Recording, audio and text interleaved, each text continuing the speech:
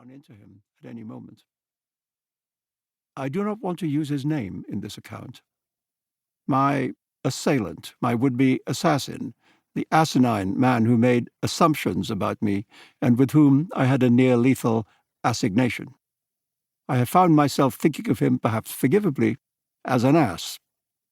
However, for the purposes of this text, I will refer to him more decorously as the A. What I call him in the privacy of my home is my business. This A didn't bother to inform himself about the man he had decided to kill. By his own admission, he read barely 2 pages of my writing and watched a couple of YouTube videos of me, and that was all he needed. From this, we can deduce that whatever the attack was about, it wasn't about the Satanic Verses. I will try to understand what it was about in this book.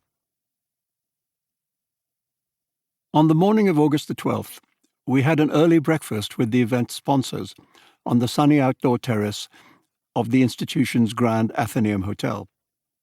I don't like a big breakfast and limited myself to coffee and a croissant. I met the Haitian poet Sonny Ton-Aimé, Chautauqua's Michael I. Rudell, Director of Literary Arts, who was going to introduce us. There was some bookish small talk about the evils or virtues of ordering or not ordering new titles from Amazon. I confess that I sometimes did.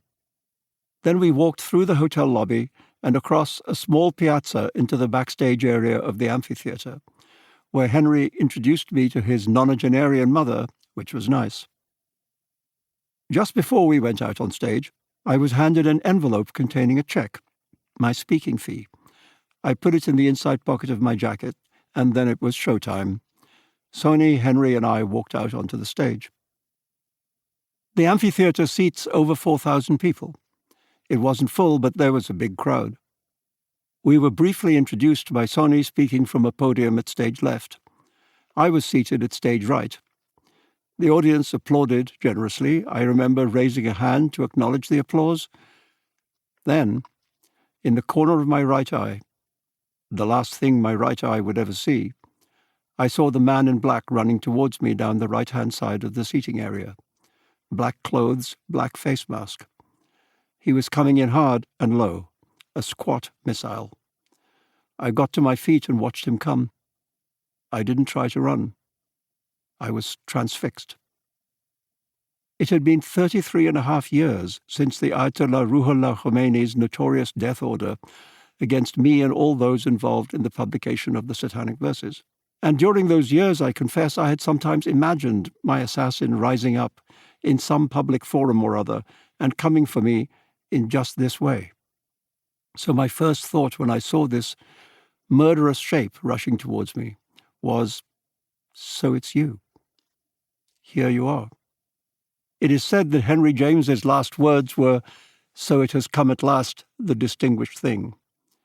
Death was coming at me too, but it didn't strike me as distinguished. It struck me as anachronistic. This was my second thought. Why now? Really? It's been so long. Why now, after all these years? Surely the world had moved on, and that subject was closed. Yet here, approaching fast, was a sort of time traveler, a murderous ghost from the past. There was no visible security in the amphitheater that morning. Why not? I don't know. So he had a clear run at me. I was just standing there, staring toward him, rooted to the spot like a rabbit in the headlights fool. Then he reached me. I never saw the knife, or at least I have no memory of it. I don't know if it was long or short, a broad bowie blade or narrow like a stiletto, bread knife serrated or crescent curved, or a street kid's flick knife, or even a common carving knife stolen from his mother's kitchen. I don't care. It was serviceable enough, that invisible weapon, and it did its work. 2 nights before I flew to Chautauqua, I had a dream about being attacked by a man with a spear, a gladiator in a Roman amphitheater. There was an audience roaring for blood. I was rolling about on the ground trying to elude the gladiator's downward thrusts and screaming. It was not the first time I had had such a dream. On 2